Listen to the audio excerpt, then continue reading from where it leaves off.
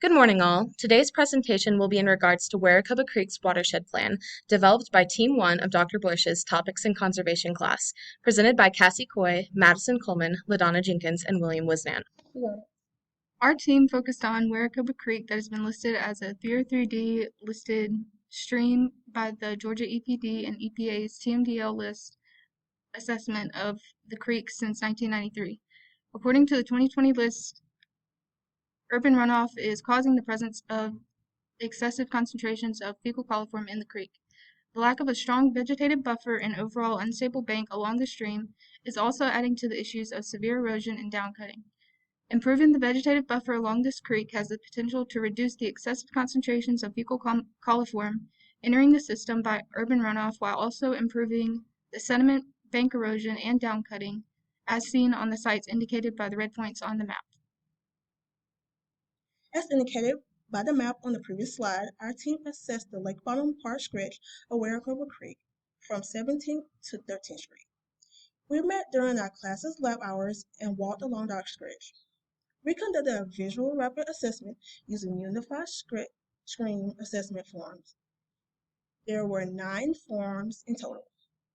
8 of the forms were conducted individually, with each team member responsible for 2.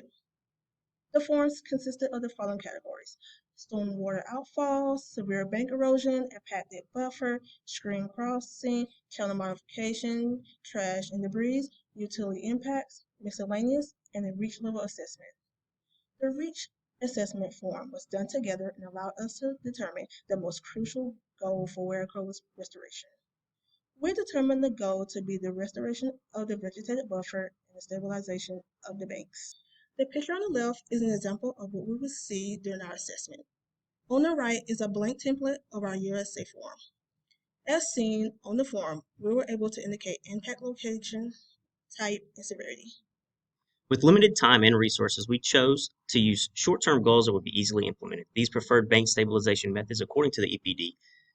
These methods differ from the discouraged stabilization methods such as the riprap technique pictured in the previous slide. Restoring this stream will primarily include bank restoration with replanting of native plants and grasses. First, branch packing, where holes and slumps of the bank are repacked with alternating layers of sediment and branch cuttings and vegetation, then secured with long stakes that reach into the previous bank depth, spaced approximately 1 foot apart.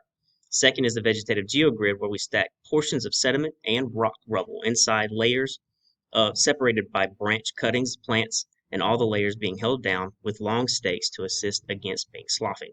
Finally, we have identified a method called coconut fiber roll, and this is a flexible log-like packing of organic material, such as coconut leaves, and staked in place on either side of the roll, at the toe of the bank or right inside the flow line at the base of the bank. This method can be used with the above 2 methods and should be used with native planting projects. Geotextile fabric is relatively inexpensive. Local hardware stores sell it for 12.5 feet by 432 feet rolls for less than $500, and any wood can be proportioned and used for the necessary staking.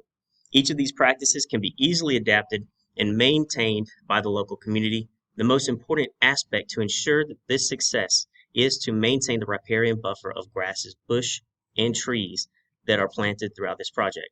The mass cutting that is usually conducted here and in many of Columbus's parks and stream systems is extraordinarily disruptive and needs to be dialed back if we want to ever see improvement in our water system. Our chosen techniques will allow further bank stabilization and a replenished riparian buffer for Weracoba Creek. This will decrease sediment deposition and fecal coliform counts, as fecal coliform bacteria latches onto sediment and is transported via sediment loads. In turn, fish habitat would be provided by the riparian buffer and would not be degraded via fecal coliform counts. This would push Weracoba Creek one step closer to its designated use as a fishing site. This is an achievable result in terms of short-term goals, but will not be an overall fix for the overall restoration of Weracoba Creek. Implementing these techniques is simply one step in a long process for the long-term restoration and rehabilitation of Weracoba Creek. Nonetheless, this would be helpful in the mitigation of the creek as these long-term goals are formulated. Our references are on this slide and include the Georgia Environmental Protection Division, the Stream Bank and Shoreline Stabilization Guidance, and others. We thank you for your time, and if you have any questions, feel free to ask any of the team members.